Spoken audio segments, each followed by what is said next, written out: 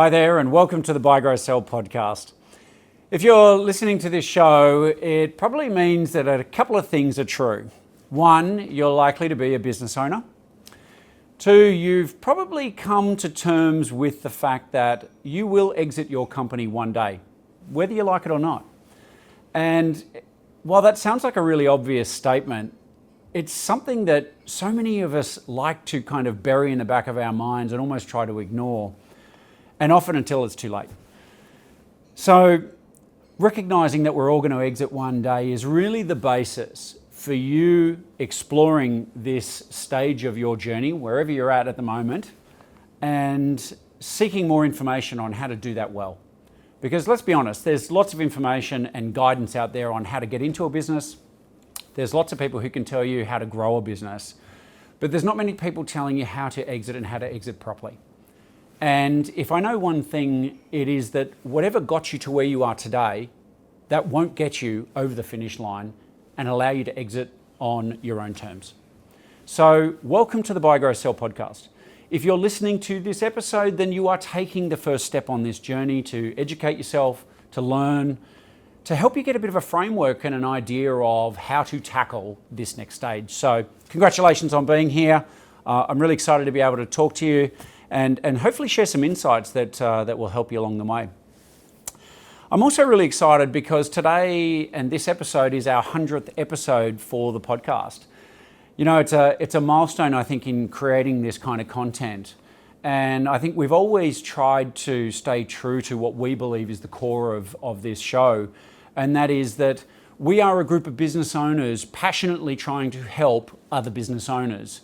And we do that by interviewing our fellow business owners who have been on this journey. You know, they've walked the path that you are likely to be walking at some stage. And they're sharing the ups, the downs, the good, the bad, and the ugly, so that you can take those learnings and hopefully craft a fantastic story for yourself. With this 100th episode, what I'm going to try to do is get to some of the core questions that I know that you and many of our other audience and business owners are consistently asking. You know, it comes off a lot of the episodes and that we've already run and all of the other various discussions that we continually have. You know, we're just trying to condense this down. And really what we've landed with is 7 questions that tend to come up the most. And of course, now I've said that, I bet you'll have a couple of questions we won't cover. And of course, feel free to reach out if you want to talk about those. But the 7 core questions we want to cover here are, what is my business worth? You know, great question, something we all need to know, and is really a starting point for any kind of exit discussion for you. The second question is, can I sell my business without a broker? You know, a really valid question and something you might have already asked yourself, so hopefully we'll cover that well. Third is, can I use AI to sell my business? You know, we wouldn't have even asked this question 2 years ago, but I love that this has popped up, and it's something that's going to continue evolving over time. The fourth is, how long will it take to sell my business? The fifth is, how to find a buyer for my business. And, you know, sort of as included in that is what do buyers look for in a business? So I think we're sort of going to grab those 2 and tell a little bit of a story around that. The sixth is, how do I know it's the right time to sell my business? Certainly a multi-layered question, which we get a lot. And finally, and maybe a little bit more of a technical one, but what is an earnout and should I accept one? So these have all been really, really interesting and meaty questions, which I'm really looking forward to answering. Let's get right into it. Okay, so the number one question I get asked is, what's my business worth? And of course, we've all heard the old adage, your business is only worth what the market is willing to pay. And look, there is a lot of truth to that, but that's a massive oversimplification. And primarily because every single buyer is different. You know, we could line up 6 different buyers who will look at your business and they will all have a different perspective on what it's worth to them. So I think as a business owner, you need to sort of step back from some of the rules of thumb and the jargon and look at this logically. There are key valuation methodologies that you can use, and I don't want to turn this into a big technical valuation lesson. A lot of people talk about industry multiples for your particular sector, and that there's ranges and they're risk adjusted and stuff like that. Very true. That a lot of businesses sell on that methodology. Other businesses work off what they call the income approach, which is things like discounted cash flows and other financial models like that. A third is the sort of value of the assets and doing a bit of a build-up. What are all my fixed assets worth, vehicles, machinery, etc., and should there be a goodwill payment over the top? The point of this is that there are lots of different ways of valuing a company. And for somebody whether you're selling today or not, it's important to just understand that you can use multiple different methodologies to help you in some ways triangulate what your value might be. Because rather than you trying to guess what a particular buyer is going to pay, what you want to do is think about the kind of methodologies they are going to use so you understand their thinking. You understand the process they're going to go through. So my suggestion always is to take a broad approach to this. Recognize the different methodologies, apply them. If you're not a valuations expert, then probably get some professional advice. So that you can start to zero in on the different angles, different lenses, different methods of coming up with this number. And by the way, it might not be just a number, it could be a range, and it could be a bunch of variables and dependencies around that range. So if you're looking for a quick answer on, I just need to do X plus Y and I'll get a number, I'm sorry, that's probably going to be a bit disappointing for you. But suffice to say, multiple methodologies, multiple approaches, different buyers looking for different value. You need to somewhere in all of this sift through it and come up with the right mix of those models for you. Before I kind of move off from this topic, beyond sort of what is my business worth, I think the question you really need to ask yourself is, what do I need my business to be worth? And I think as business and particularly busy business owners, it's easy to fall in the trap of a kind of back of the envelope number or thumb to the wind. Ooh, I think 5 million would be a great number because then I don't have to work anymore, and it's kind of just a very vague, loose kind of projection. What I would be saying to any business owner, unless you are so wealthy that this particular business makes not a lot of difference to your life, and look, I've got clients who have been like that, but for the most part, business owners, this business is a material asset. It's a really important sale for them. You'll need to put some more science behind this. And, we talk about this in the book. And one of the resources that comes with the book is a tool we call the What's My Number calculator, which will take you through a little bit more of the science behind this process. Actually coming up with some metrics and thinking about your life, what you need to kind of get from this asset, and then reverse engineering it all so you've got something that is a little bit more logical than the proverbial guess. Okay, so sure, work out what's my business worth today. It's probably a range based on a few variables, but what do I need it to be worth? And then you can start getting into the real questions about what you do next. So let's move on to the next question, which is, can I sell my business without a broker? And look, a great question. And I think a lot of it comes too from one, can I potentially save some money? Two, do I really need somebody to, what does a broker do? And it's actually not an uncommon question. I have so many people, I meet at barbecues and they go, what exactly does a business broker do? How do they work?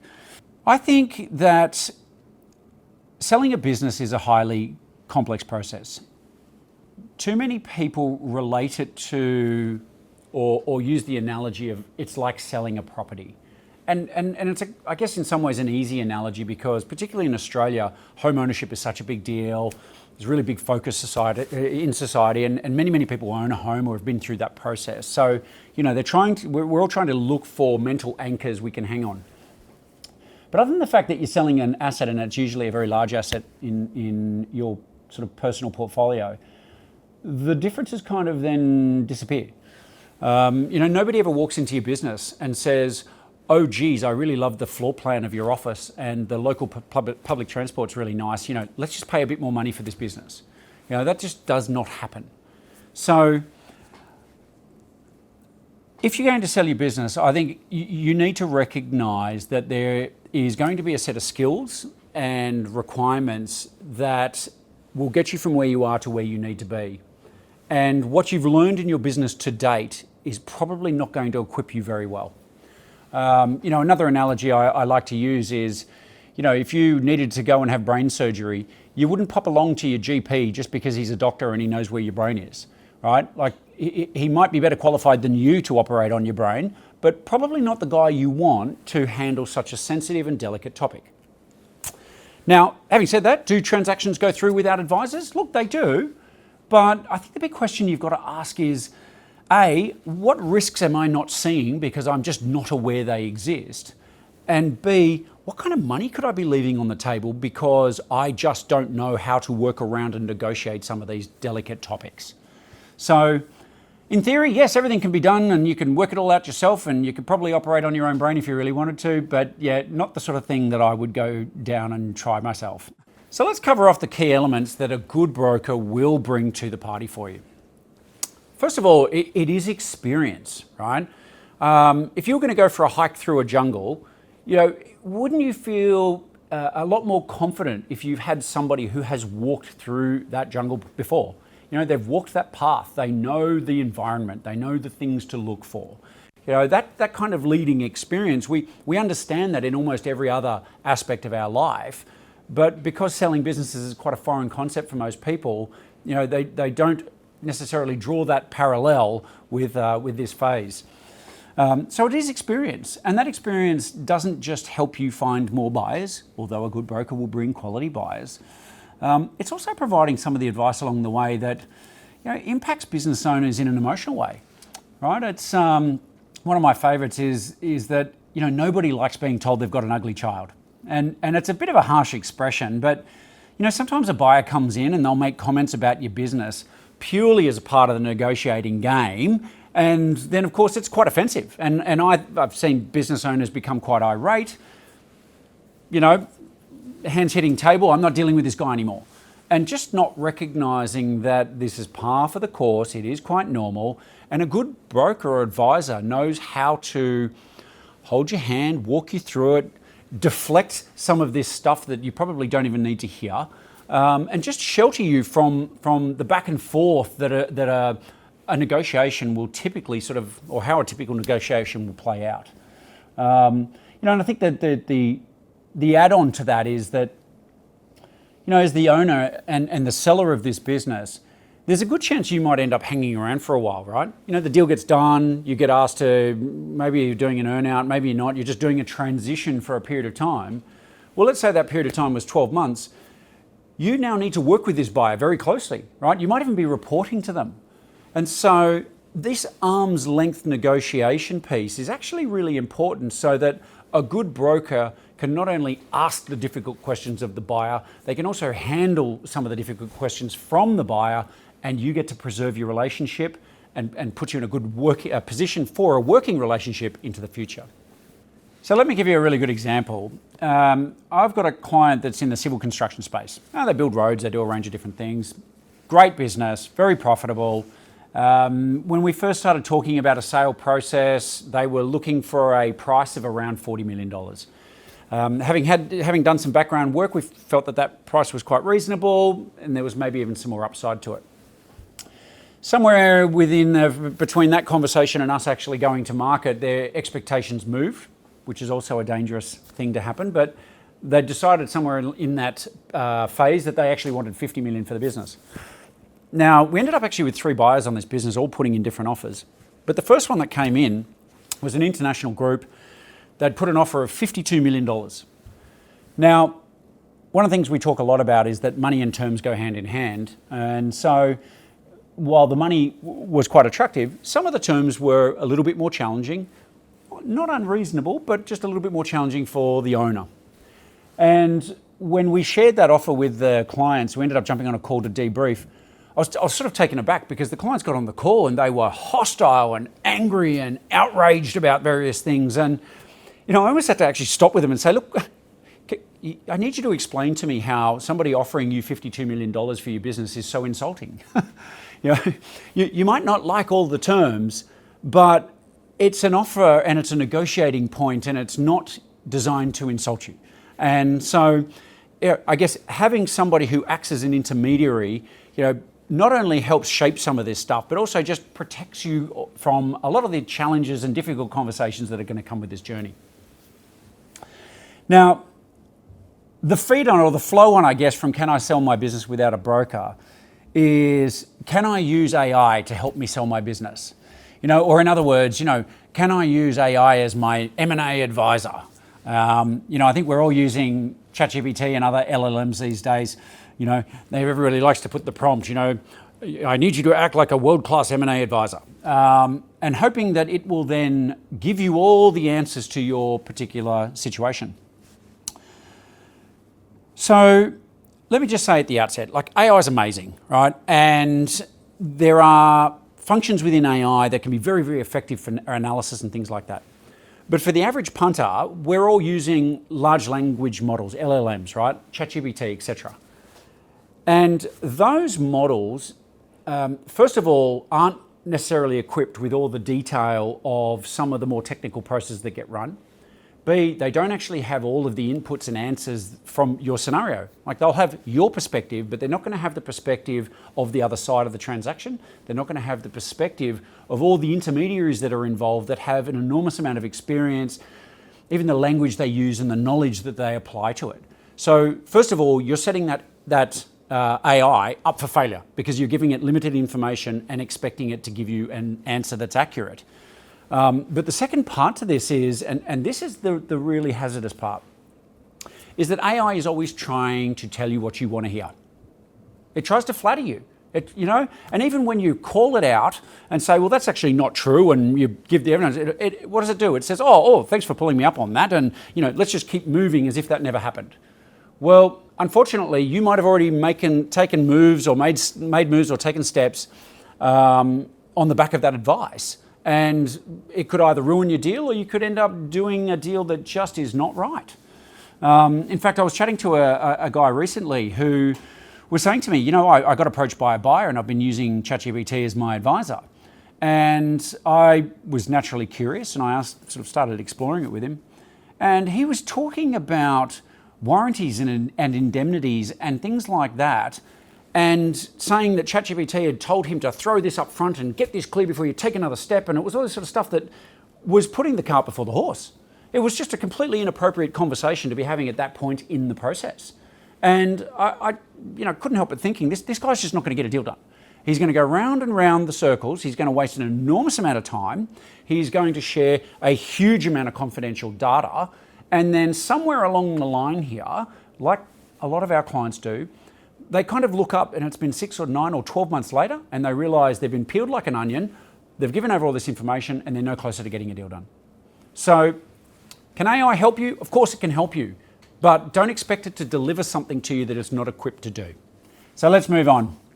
Another great question we get all the time is, how long will it take to sell my business? How long's a piece of string, right? That if you ask that question to 20 different people who sell businesses, they're probably all going to give you a slightly different answer. Of course, there are averages and there are kind of typical processes that get run. At one extreme though, I've had guests on our podcast here who tell you we had a discussion, got an offer and we sold the business and wrapped it all up within 6 weeks. And I can tell you at the outset, that's not the norm. I've got other people who say it took years to actually sell their business. I think for yourself, if you're watching this, you need to recognize that there is what I would call a good framework and a good process to run, and that has typical timeframes attached to it. And you might be a little bit quicker or you might take a little bit longer, but recognize that this is a significant journey. And if nothing else, I'd want you to understand you need to plan for this to take some time, because there's nothing worse than thinking it's going to take 6 months and it takes 10, right? You're tired, you're worn out, you're frustrated, you're probably going to start making decisions and saying things you shouldn't say because you're not in the right frame of mind. Whereas if you plan for this journey to take 12 months and it only took 10 months, well, you're probably going to be quite pleased. You're going to be calm, you're going to be relaxed, you're going to be, you're going to have still some fuel in the tank should anything pop up. How do I run a process? Typically, pretty straightforward. Let's assume we've all agreed to work together. There are 3 core stages. Prepare for sale, there's buyer engagement, and then we move into due diligence and completion as the final stage. I always say to our clients, prep for sale is all about getting you ready. It's not changing the business, it's just building the assets you need, building out information memorandums, executive summaries, comms plans, buyer lists, data rooms, getting a team coordinated and organized so that by the time we pull that trigger and we start engaging the market, buyer engagement, there's nothing on our end that's going to slow us down or stop us proceeding into a deal with a buyer who might be ready to go. Okay? So about 6 weeks to get you ready, and that's frankly, I'll have about 6 people typically working that process. So, if you're doing it on your own, without a broker, without an advisor, without a team, or quite frankly, even one broker on their own, they're going to be doing one thing at a time as opposed to lots of things in tandem. So I say about 6 weeks to prep. Buyer engagement, 3 to 6 months to get your offers. And then, of course, due diligence. Really, I always say allow about 3 months to get due diligence done. And of course, somewhere in there, you're bringing in lawyers to draft the contracts and get that part as well. So personally, allow up to 12 months to get a deal done. It might happen a little bit quicker, might even be a little bit slower in some cases, but just recognize this is a journey. You need to plan for the longer term. You need to pace yourself, manage your energy, and really manage your emotion, because that's the thing that's going to completely destabilize you and upset the whole process. If you're a regular listener of this podcast, then you know that we're all about straight talk. So here's something straightforward for you. This show is built on decades of actually doing this kind of work. And our book, Exit Like an Expert, is the actual guide and framework this entire show is built on. We talk about how do you value a business? What are buyers really thinking? And what does a sale process actually look like? This is not some kind of motivational book or technical journal. It's a practical guide that's designed to help business owners get real results. To get a copy of the book, go to exitadvisory.com.au, or you can click a link in the show notes. So the next question is one of the most important ones I think business owners want to know, and that is how to find a buyer for my business. So the first thing we need to recognize is that there are different types of buyers, and then you need to work out which are the best buyers for your business, and then you need to work out where to go and find them. So there are 3 core buyer types: lifestyle buyers, financial buyers, and strategic acquirers or strategic buyers. Super simple, lifestyle buyers love the lifestyle. That's what they're trying to buy. Sometimes it's called buying a job. Sometimes the businesses are bigger than that, but fundamentally they love the lifestyle. They like what you do and want to do it. Financial acquirers are looking for a financial return, right? It's pretty straightforward. And of course, strategic acquirers are businesses who, if they buy your business, they are likely to be able to make more money with your business than you do. And the reason for that is that it's this beautiful old equation of 1 + 1 = 3 or more, right? In other words, they have leverage. They have some kind of thing that when they bring your business together with theirs, it creates a synergistic style investment. So I guess a couple quick points around this, and I think we all can probably agree that strategic acquirers is where we want to be, right? That's where the value sits and where you're more likely to get a better deal. Now, I will say, and this is a really, really important point, strategic acquirers have the ability to pay you more, but not necessarily the willingness, right? You may think the synergies are obvious and it's just a no-brainer and they can make so much money out of buying you, but they may not agree with you, or they just may not be willing to pay the premium that you're asking for. So there's a difference between recognizing that they are strategic versus they become a strategic acquirer. I'm going to touch on in a minute how we're going to find some strategic acquirers for you. And I will say it is all outlined in great detail in the book. I've even got graphs in there showing you how to segment your market. So, we won't be able to go into that sort of detail now, but, it is out there and it's available. The first thing I do want to touch on before we get to strategics and how we define them, etc., is just understanding financial buyers. Because often I think business owners, as a general rule, tend to value their business more than maybe the market does. And, we talk a lot about this in other podcasts. I had a guest, Greg Alexander, who came on, and I think he coined the phrase quite well in that he said there's always 2 values on your business: what it's worth to you and what it's worth to the market, right? And so understanding those 2 variables is really, really important. But let's just say if you had a business doing $1 million profit, and you wanted let's say $5 million for it, that actually implies a 20% return per annum, right? It would take 5 years for the person acquiring your business to pay that business off. And I think for a business owner, it's good to ask yourself this question, right? Hey, if I was the buyer of my own business, if I was looking at this and thinking about acquiring it, how many years would I be willing to wait to get my money back?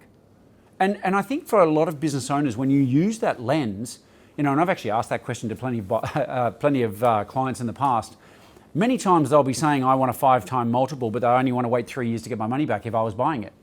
And so there's a natural disconnect between their expectations and what they actually think the market's going to pay. So there needs to be a sense of realism about this stuff, right?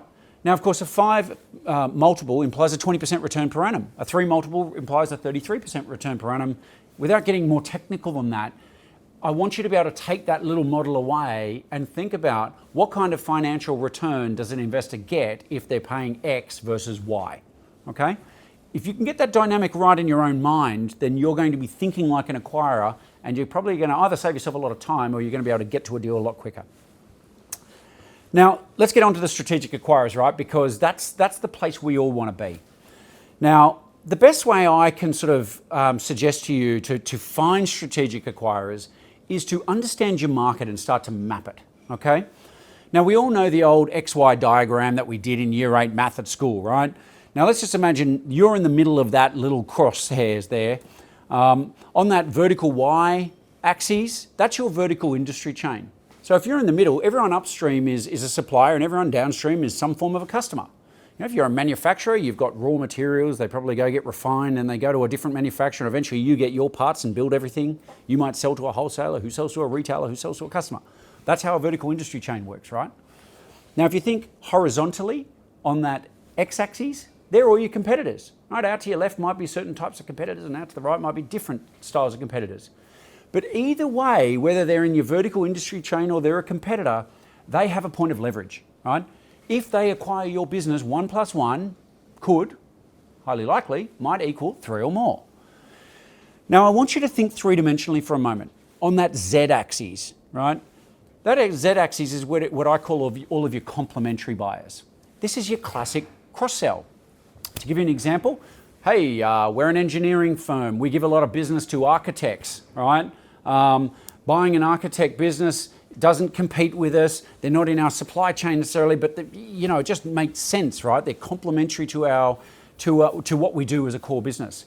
An even more simple example, let's say for a moment you have a company that sells tables and I have a company that sells chairs. We don't buy and sell from each other. We don't compete, but pretty obvious, right? If we bring those businesses together, 1 + 1 is likely to equal 3 or more. So what you need to do is think about your own business. You think about these different axes. Think about the type of buyers or different businesses that are out there, also known as trade players, right? The type of buyers that are out there, where they might sit on your axes. And then, by the way, the further you push out from your core, it tends to be the geographic overlay, right? Are they in Australia or are they global? So now you've got a kind of working 3D model to understand your universe, right? Who out there has a strategic lever or a reason that if you bring the businesses together, it's going to be a win for all of you. So that's our model. That's what we've refined and developed over many, many years on how to define your strategic acquirers. Of course, then you need to go out and use that model and then identify all the various businesses out there who fit onto that market map. And look, frankly, that's where a professional team and researchers and all the rest of it come into play for our company. And probably another reason why you might need some external support if you want to get a very specific and targeted buyer list like that. It's a funny little thing. I deal with a lot of business owners, and I'm going to say most of them will say to me, listen, I know who the buyer is going to be. Here's a list of 6 companies, 10 companies, 20 companies, insert number here, right? But they will mostly have a short list of names, and they say to me, the buyer is going to come from that list because these are just the obvious ones. And I'm going to say too that probably in 90% of the cases, not only are they wrong, but it's often a buyer who they've never heard of before. Because when they've got a list of what they think might be 10 or 20 companies that fit broadly on their market map, they may not define it like that, but that's how they see some synergies. By the time I've handed over that to our research team and they're using this framework and they're scaling that and using technology, that list might go from 10 to 200 or 300 companies. So all of a sudden you now have a buyer pool that is diverse and robust. And given the fact that timing plays such an important part in all this, you might find a buyer that is just a brilliant fit for you, but just the timing's wrong, right? They're just not in a position to acquire you. So if you're hedging your bets on a very small handful of buyers and the timing just happens not to be right for them, then you're going to find yourself in trouble.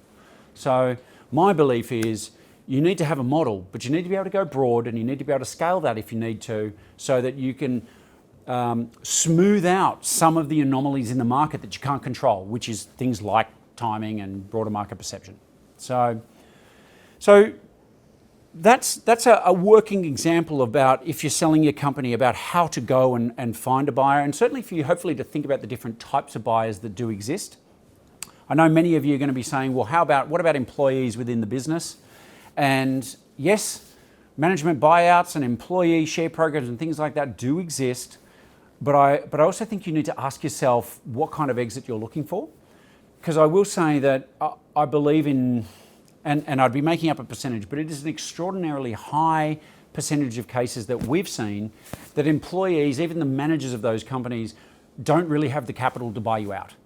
So setting up complex trust structures and all these different things to try to use that as your exit often don't deliver the kind of outcomes that you're probably looking for, and then you end up being a minority shareholder in your own company with no control and an enormous amount of shareholders and a lot of complexity that you probably didn't want in the first place. So I caution this idea of management buyouts. I think it's often seen as this lovely kind of silver bullet on how to exit and manage succession. But just the reality of it is that it just doesn't work that way in most cases. So I'm not saying they don't work, but I'm putting some serious caveats around it because you need to know what you're getting into and whether it's going to likely deliver the outcome you want. So that's how you go and find buyers. And, I think almost as an adjunct to that question is understanding what buyers are looking for. And I think if you take the lens of the buyer types that I've just sort of explained, including a management buyout even, you can start to understand where they're coming from. What are they thinking? What are they looking for? Is going to come down to, well, is it financial metrics? Is there a synergy play here? Is it a bit of both? We're in a world where, and this is a bit of a new thing that's evolved over the last 10 years, but search funders or entrepreneurship through acquisition, ETAs, have become a very, very common thing. And so you might even find that there's an overlap between buyer types where maybe somebody is a little bit strategic, they own another company, but maybe they're also a bit of a private or financial buyer in that they're using private money and a group of investors to come and acquire you. So at the risk of overcomplicating this all too much, hopefully you're seeing that this, it's not as black and white as it might have been 20 years ago. The landscape is changing. And, this is not just changing, over a long periods of time, it's moving quickly. And really, that's why you need to have your finger on the pulse and understanding how these shifts are taking place and what it's likely to mean for you in an actual transaction. All right, let's move on to the next question, which is, how do I know if it's the right time to sell my business?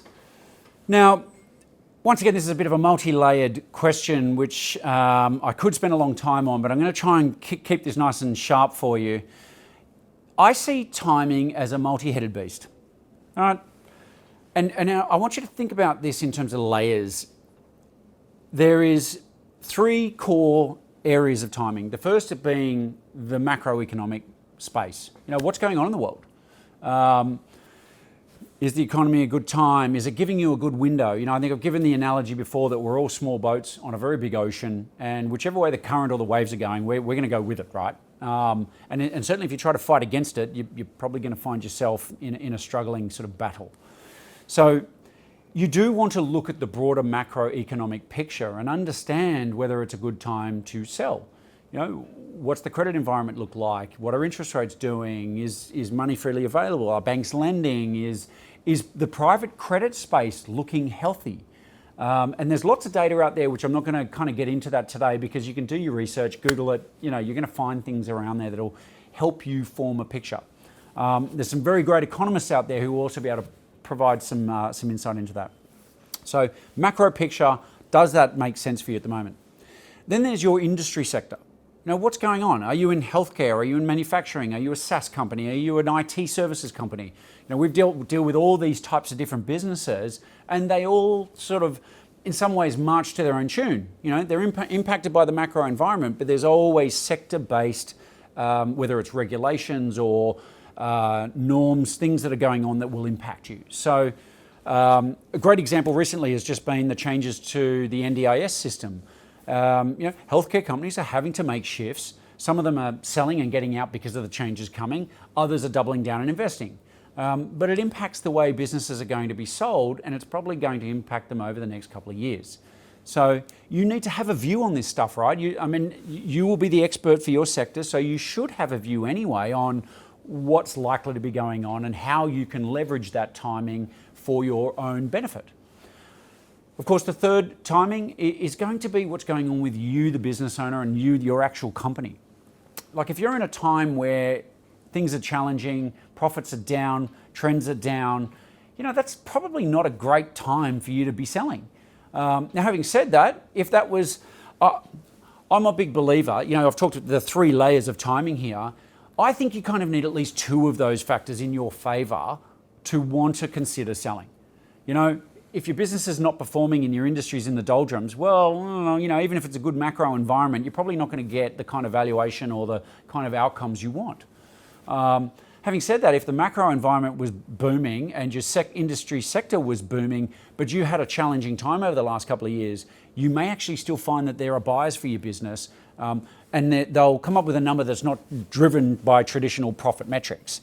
So these kind of deals do happen, and I guess the simple summary of this is that timing is one of the most critical components that will impact your life, your business sale, and nobody's ever going to get it perfect, right? That's why we often talk about not trying to pick the top of a market, but you kind of need to understand how these mechanics work so you can go with the flow, catch that wave to the shore, and not be washed up on the rocks.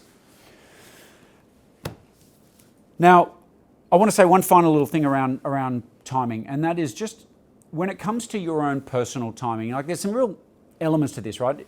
Like your personal business, your business might be performing well, but you personally can impact things in a huge way. I've had numerous guests on this podcast who will talk about how things in their personal life really kind of tipped over the apple cart and changed their trajectory.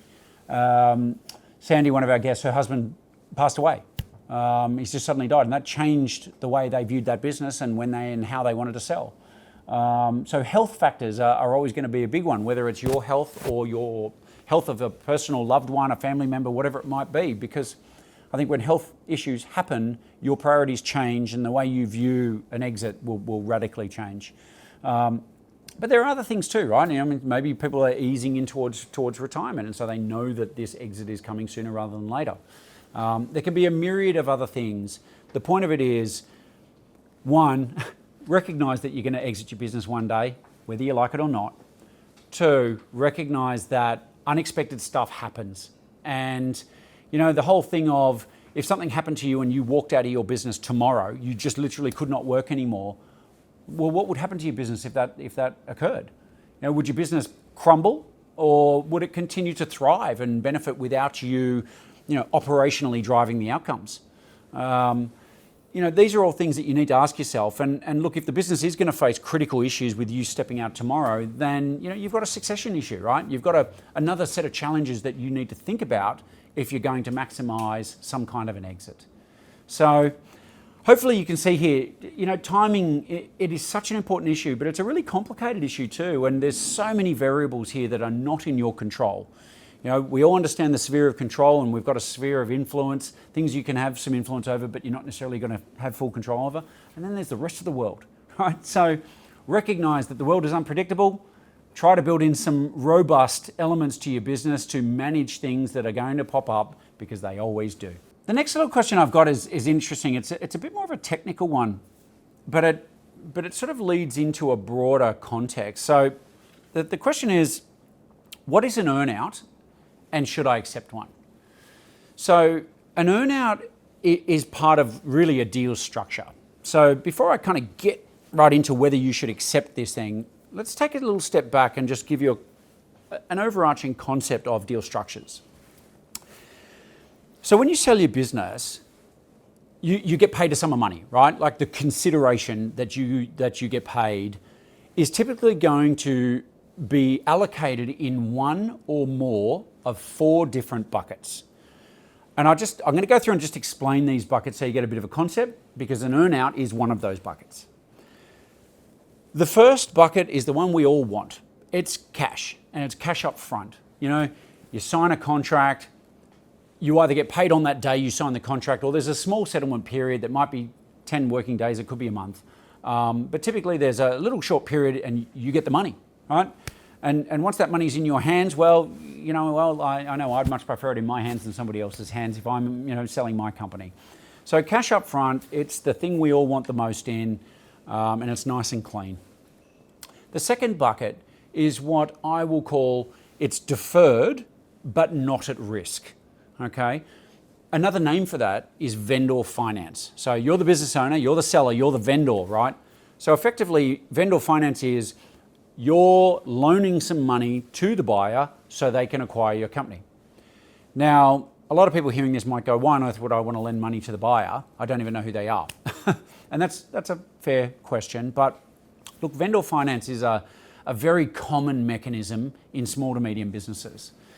And it's not like you're just lending them money and you've got no coverage or no security, right? There's usually a general security agreement in place. It's written through the contracts. And if they didn't pay you as and when you are due, then you can, in many cases, take the business back, or there are other ways for you to get protection for the money you're owed.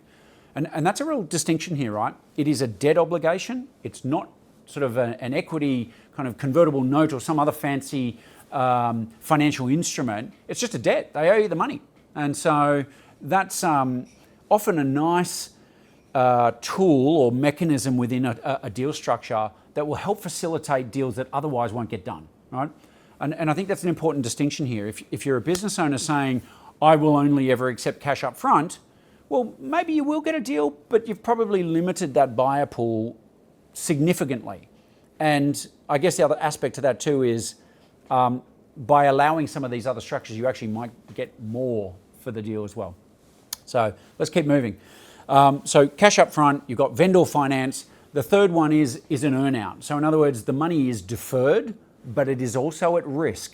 And by that I mean, typically there are some performance metrics that you will need to meet for you to get paid all or some of that money that is part of the valuation.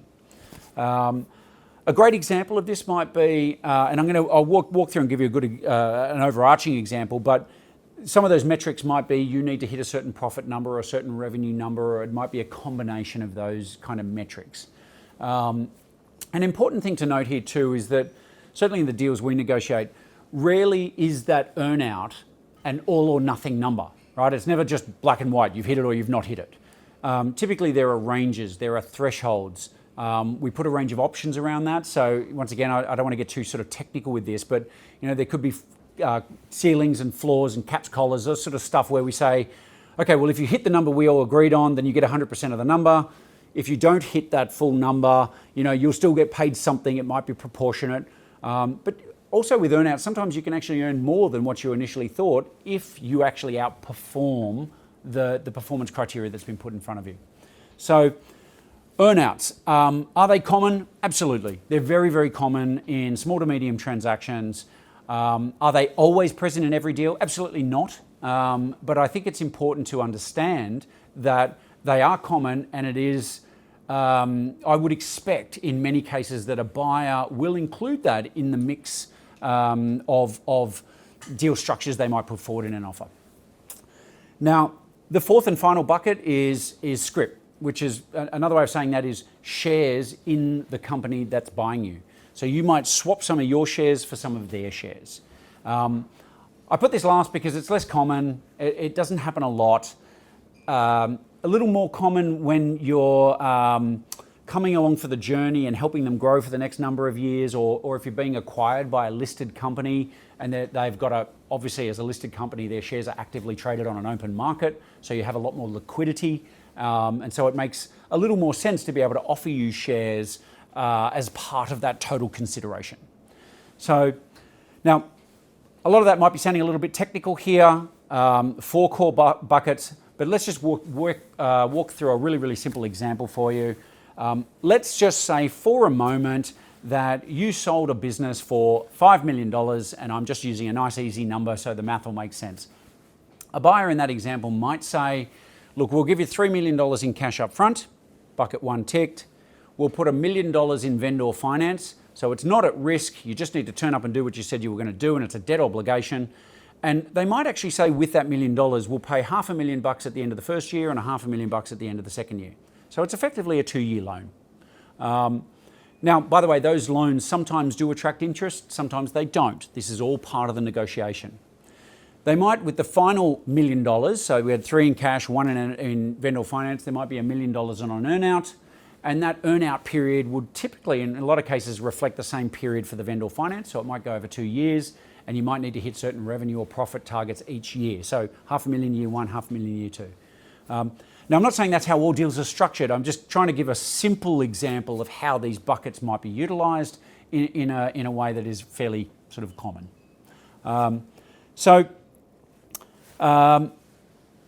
What is an earnout? Hopefully that's explained it. Should you accept an earnout?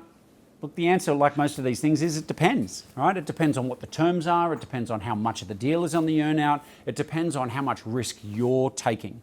What I will say is that earnouts are a mechanism to minimise or manage risk. That's the only reason a buyer should even be suggesting an earnout, is because it's mitigating a certain risk that can't be mitigated in other ways.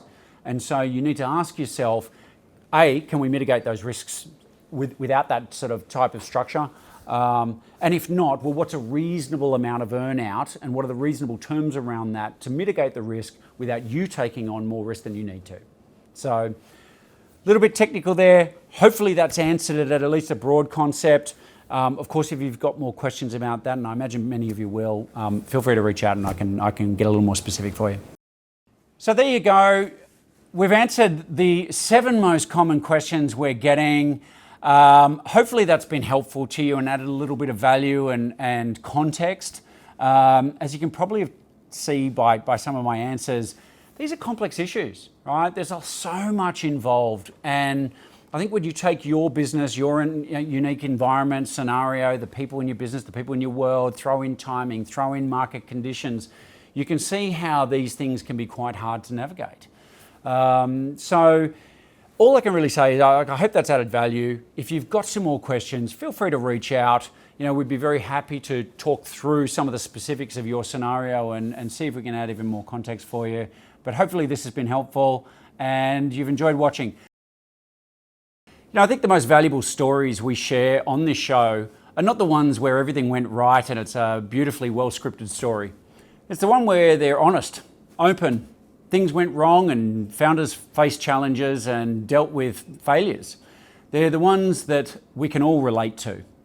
So if you'd like to know more and you want to make sure that you're not missing any important stories, please click the subscribe link below and make sure you hit like and leave a comment around any topics you'd like to hear about or other guests you'd like us to interview. There are going to be many, many more stories that we know will relate to you and your business, and we hope you get a lot of value out of them. Thanks for watching.